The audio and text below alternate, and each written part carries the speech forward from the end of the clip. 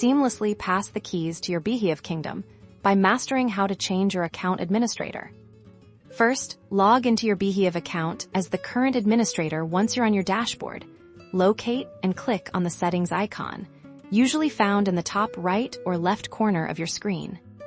Within the settings menu, you'll want to find the section related to your account or team management. This might be labeled Account, Team, or something similar. Click on that option.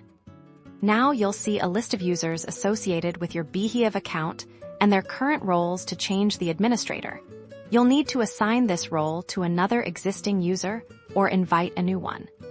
If you're changing to an existing user, find their name in the list and look for an option to edit their role or permissions. If you're bringing in a new administrator, there will typically be a button to invite user or add team member.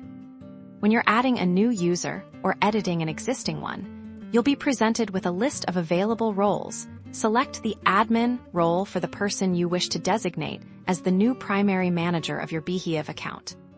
After selecting the new admin role, be sure to save your changes. This might be a save, update, or done button. Double check that the new administrator is correctly reflected in the user list. And that's it.